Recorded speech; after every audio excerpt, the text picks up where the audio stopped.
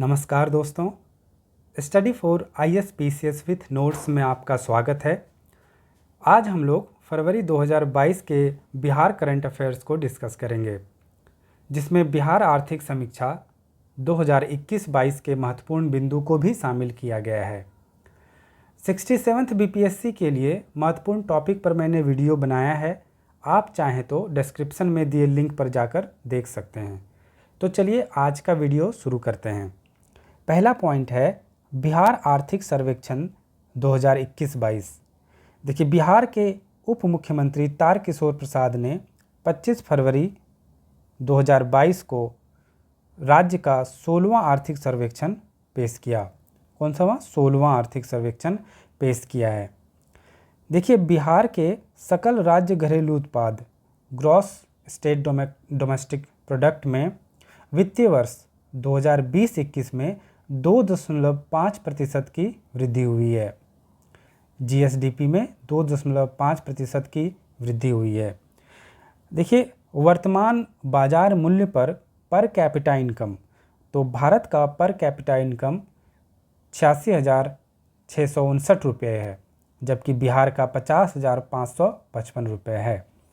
वित्तीय वर्ष 2021-22 में GSDP में इन तीन सेक्टर का कितना हिस्सा है वो हम लोग देखेंगे। प्राथमिक क्षेत्र का हिस्सा 19.2% है, द्वितीयक क्षेत्र का हिस्सा 19.5% है, जबकि तृतीयक क्षेत्र का हिस्सा 61.2% है। देखिए, प्राइमरी क्षेत्र जो होते हैं, प्राइमरी सेक्टर, इसमें मुख्यतः एग्रीकल्चर, डेयरी, जो हो गया आपका फॉरेस्ट्री, ये सब आते हैं। जबकि जो सेकेंडरी सेक्टर होता है, इसमें निर्माण उद्योग इत्यादि आते हैं। और जो तृतीयक क्षेत्र होते हैं, उसमें सर्विस सेक्टर हो गया, जैसे कि सर्विस सेक्टर को हम लोग तृतीयक क्षेत्र कहेंगे, टर्शियरी सेक्टर कहेंगे। और सर्विस सेक्टर के अंतर्गत जैसे डॉक्टर हो गए, इंजीनियर हो गए, ये सब आते हैं। और वित्तीय वर्ष 2021-22 में कृषि एवं सहवर्ती क्षेत्र का GSVA में जो है GSVA जो है, इसमें से 19% हिस्सा जो है यह रखता है, कृषि एवं सहवर्ती क्षेत्र। तो GSVA का कितना प्रतिशत है? यह कृषि एवं सहवर्ती क्षेत्र 19%। ठीक है। पिछले 5 वर्षों में विभिन्न क्षेत्रों में वृद्धि दर, देखिए 2016-17 से 20-21 में किन किन क्षेत्रों में कितना वृद्धि हुआ है वह देखेंगे। प्राथमिक क्षेत्र में वृद्धि दर 2.3% है, द्वितीयक क्षेत्र में वृद्धि दर 4.8% है, तृतीय क्षेत्र में वृद्धि दर 8.5% है।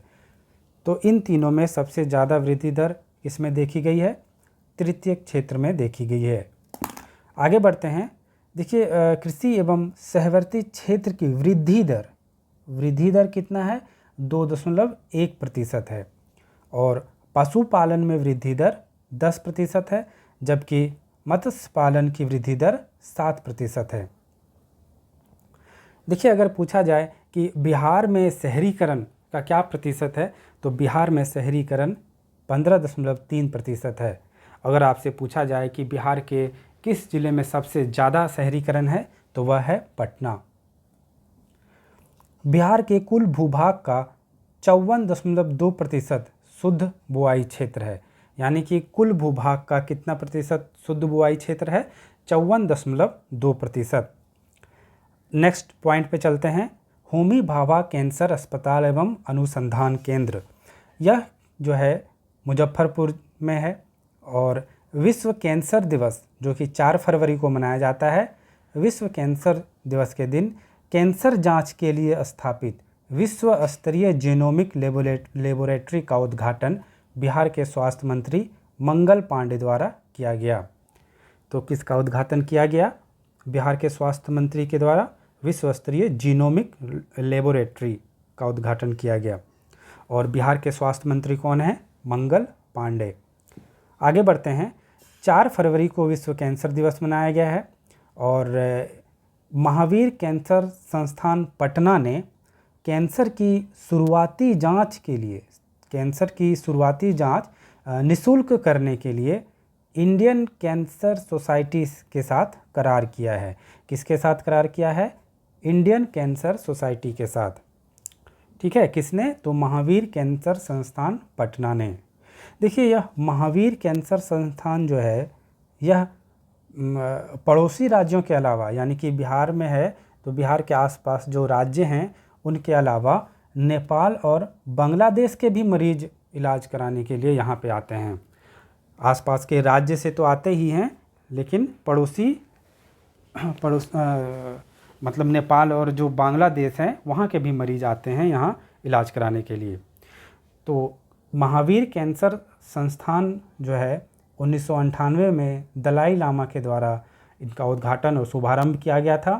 और यह जो है महावीर कैंसर संस्थान गरीब कैंसर मरीजों के लिए आस्था का केंद्र बन गया है, क्योंकि हम लोग जानते हैं कि यह कैंसर का उपचार कराना काफ़ी महंगा होता है, इसलिए यह जो है गरीब लोगों के लिए आस्था का भी केंद्र बन गया है। आगे बढ़ते हैं हम लोग नेक्स्ट पॉइंट पे, राष्ट्रीय जलमार्ग 1। देखिए, अभी राष्ट्रीय जलमार्ग 1 पर सारण में, कहाँ पे? सारण में कालू घाट इंटरमॉडल टर्मिनल का उद्घाटन किया गया है। देखिए, राष्ट्रीय जलमार्ग 1 जो है वह गंगा, भागीरथी, हुगली नदी प्रणाली पर है और यह जो है हल्दिया टू इलाहाबाद है, यानी कि हल्दिया से इलाहाबाद तक जाता है यह राष्ट्रीय जलमार्ग 1। और इसकी जो लंबाई है 1620 किलोमीटर है, 1620 किलोमीटर है। और इस राष्ट्रीय जलमार्ग में उत्तर प्रदेश, बिहार, झारखंड और पश्चिम बंगाल राज्य आते हैं। देखिए, 5 फरवरी 2022 को केंद्रीय पत्तन, पोत परिवहन एवं जलमार्ग मंत्री हैं सर्बानंद सोनोवाल और केंद्रीय पत्तन, पोत परिवहन और जलमार्ग व आयुष मंत्री सर्बानंद सोनोवाल जी ने बिहार के सारण में राष्ट्रीय जलमार्ग 1 पर कालू घाट इंटर मॉडल टर्मिनल का शिलान्यास किया। ठीक है, तो यह जो इंटर मॉडल टर्मिनल होता है, यह मुख्यतः क्या होता है? यह जो है कंटेनर होते हैं, कंटेनरों के ट्रैफिक संभालने के लिए इसे डिजाइन किया जाता है, इसी तरीके से उसको बनाया जाता है। आप इसे फिगर में देख सकते हैं कि कैसे टर्मिनल होते हैं। ये देखिए, ये सब कंटेनर हैं और इनका आवाजाही होता है और इन्हीं के रखरखाव के लिए मल्टी मॉडल टर्मिनल का, इंटर मॉडल टर्मिनल का बनाया जाता है, इसे डिज़ाइन किया जाता है, यानी कि कंटेनर के ट्रैफिक संभालने के लिए इनका डिज़ाइन किया जाता है इन टर्मिनल को। आगे बढ़ते हैं, पुनौरा धाम। 3 फरवरी 2022 को पर्यटन मंत्री जी किशन रेड्डी द्वारा राज्यसभा में बताया गया कि बिहार के पुनौरा धाम को स्वदेश दर्शन योजना के रामायण सर्किट तथा प्रसाद योजना में शामिल किया गया है। आपसे पूछ लिया जाएगा कि हाल ही में किस धाम को, किस पर्यटन स्थल को प्रसाद योजना में शामिल किया गया, या फिर पूछेगा कि किस पर्यटन स्थल को स्वदेश दर्शन योजना के तहत रामायण सर्किट में शामिल किया गया है, तो यह है पुनौरा धाम।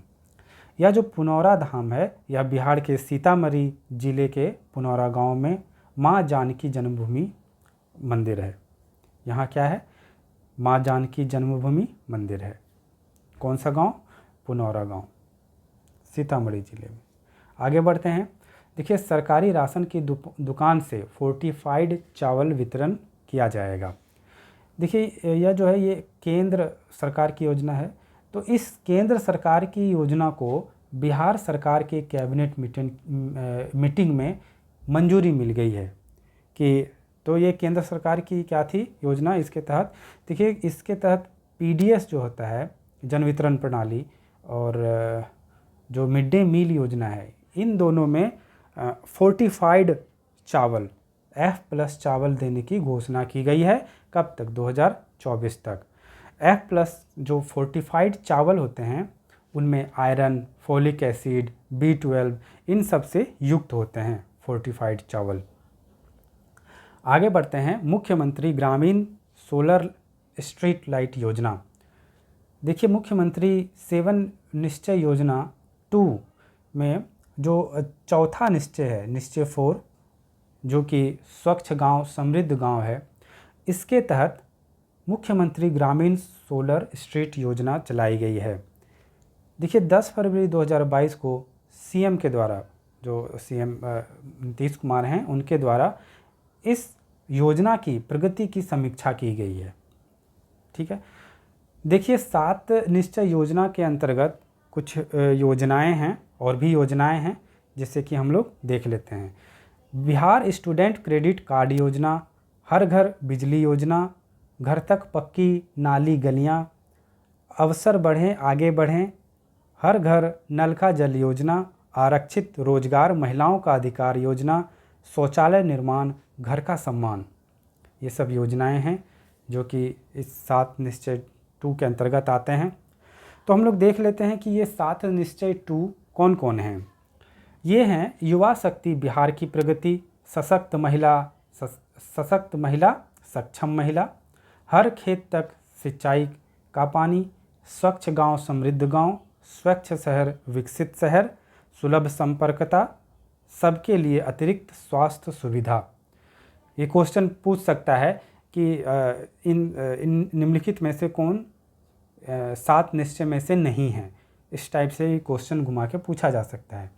देखिए बिहार में खादी के ब्रांड एम्बेसडर, भोजपुरी गायक और भाजपा सांसद मनोज तिवारी, इन्हें खादी और बिहार के अन्य हस्तशिल्प के ब्रांड एम्बेसडर बनाए गए हैं, यह मनोज तिवारी जी। नेक्स्ट है गोवर्धन योजना। गोबर से गैस बनाने के लिए इस योजना का शुभारंभ किया गया है। ठीक है, गोवर्धन योजना को, इसमें किसानों एवं पशुपालकों से गोबर खरीदकर गोबर से मीथेन गैस बनाया जाएगा, फिर इसे पुनः गांव में ही सप्लाई कर दिया जाएगा।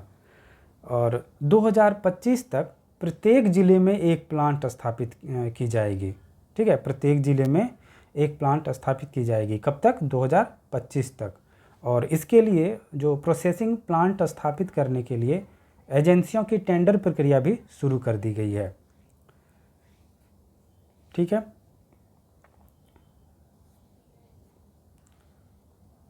आगे बढ़ते हैं। आईपीएल 2022 में बिहार के क्रिकेटर ईशान किशन। देखिए मुंबई इंडियंस ने 15.25 करोड़ में ख़रीदा ईशान किशन को। और इस बार जो है, यानी कि ईशान किशन इस सीज़न के सबसे महंगे खिलाड़ी बन गए हैं। और ये बिहार के ही हैं, बिहार के क्रिकेटर हैं ईशान किशन। सीएम नीतीश कुमार जी ने घोषणा किया है कि 15 फरवरी को शहीद दिवस के रूप में मनाया जाएगा। शहीद दिवस के रूप में मनाया जाएगा 15 फरवरी को। और बिहार, यह जो है 15 फरवरी के दिन ही बिहार के मुंगेर ज़िले के तारापुर शहर में 1932 में पुलिस द्वारा मारे गए 34 स्वतंत्रता सेनानियों के सम्मान में यह घोषणा की गई है। और यहीं पर तारापुर शहीद स्मारक का भी अनावरण किया गया है। 25 फरवरी के दिन तारापुर शहीद स्मारक का भी अनावरण किया गया है, ये देख सकते हैं।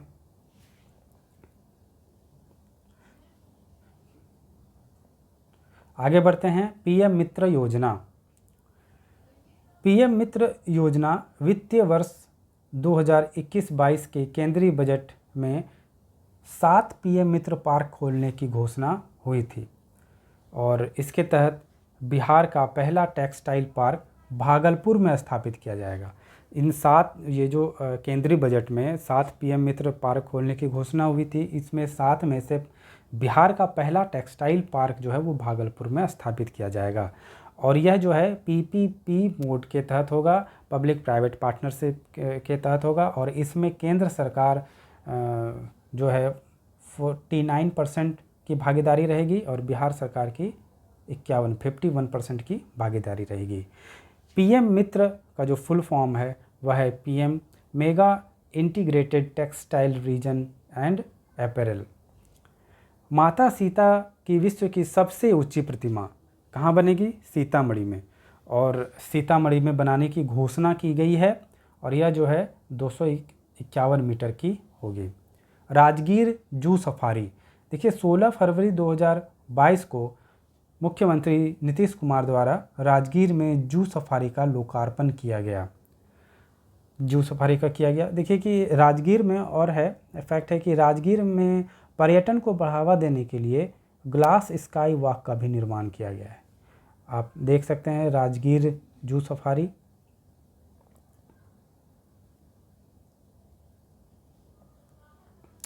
और नेक्स्ट है स्वाइन फीवर। बिहार के सारण जिले में, कहाँ, सारण जिले में 1000 से अधिक सूअरों की मृत्यु हो गई, जिसका कारण स्वाइन फीवर को माना गया है।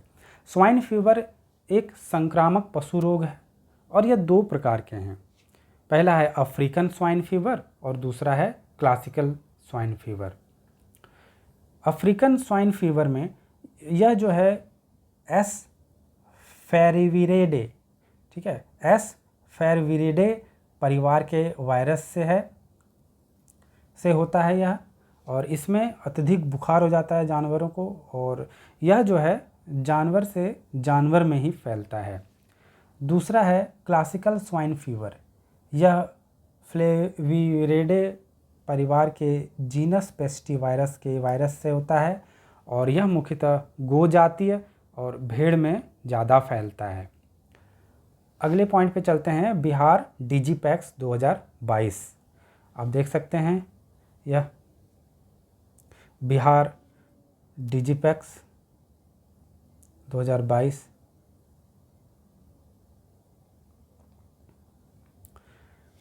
24 फरवरी 2022 को बिहार के राज्यपाल फागू चौहान ने पहली राज्य स्तरीय वर्चुअल डाक टिकट प्रदर्शनी बिहार डिजीपैक्स का उद्घाटन किया। इसका आयोजन 24 से 27 फरवरी तक बिहार डाक परिमंडल के द्वारा किया गया और इसका विषय क्या था, भारत की समृद्ध सांस्कृतिक विरासत। और इस बिहार डिजीपैक्स का उद्देश्य था डाक टिकट संग्रह को प्रोत्साहन देना। देखिए डाक टिकट संग्रह को फिलेटेली कहा जाता है। फिलेटेली मतलब डाक टिकट संग्रह, मतलब डाक टिकट संग्रह करने वाले को फिलेटेली कहा जाता है। आगे बढ़ते हैं, रणजी ट्रॉफी 2021-22।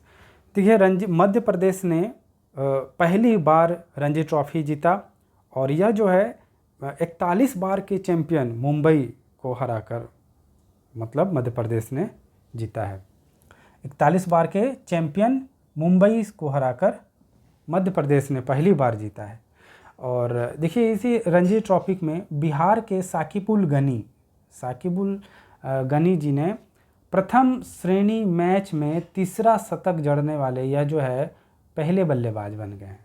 यानी कि प्रथम श्रेणी मैच में तिहरा शतक जड़ा है इन्होंने और यह जो है मिजोरम के खिलाफ है और मिजोरम के खिलाफ 405 गेंदों में 341 रन बनाया इन्होंने। आगे बढ़ते हैं, साहित्य अकादमी पुरस्कार 2021। मैथिली भाषा के लिए साहित्य अकादमी पुरस्कार मैथिली उपन्यास पंगु के लिए दिया गया और यह जो है इसके लेखक मधुबनी के जगदीश प्रसाद मंडल को दिया गया है। ये हैं जगदीश प्रसाद मंडल, मधुबनी के हैं ये। तो साहित्य अकादमी पुरस्कार मैथिली भाषा के लिए जगदीश प्रसाद मंडल को मिला है और उनके उपन्यास पंगु के लिए दिया गया है। देखिए अंग्रेजी के लिए नमिता गोखले को मिला है और इनका उपन्यास है थिंग्स टू लीव बिहाइंड। और हिंदी के लिए साहित्य अकादमी पुरस्कार 2021 मिला है दया प्रसाद सिन्हा और इनको इनके नाटक सम्राट अशोक के लिए यह पुरस्कार दिया गया है। आगे बढ़ते हैं, लिली रे, इनका निधन हो गया है। यह मैथिली साहित्य के विकास में इनका प्रमुख योगदान था और 1982 में मैथिली उपन्यास मारीचिका के लिए इन्हें साहित्य अकादमी पुरस्कार से सम्मानित किया गया था। आगे बढ़ते हैं, बिहारी पुरस्कार 2021। देखिए अभी 31वां बिहारी पुरस्कार मिला है और यह पुरस्कार मधु कांकरिया जी को मिला है। ये हैं मधु कांकरिया और इन्होंने एक उपन्यास लिखा हम यहाँ थे, तो इनके लिए यह बिहारी हम यहाँ थे यह जो उपन्यास है इसके लिए बिहारी पुरस्कार दिया गया है। और बिहारी पुरस्कार जो है के बिरला फाउंडेशन के द्वारा दिया जाता है। और बिहारी पुरस्कार यह नाम कवि बिहारी लाल के नाम पर रखा गया है। अगर वीडियो अच्छा लगे और कंटेंट मेरा अच्छा लगे तो वीडियो लाइक करें और मेरे चैनल को सब्सक्राइब करें। Thank you very much.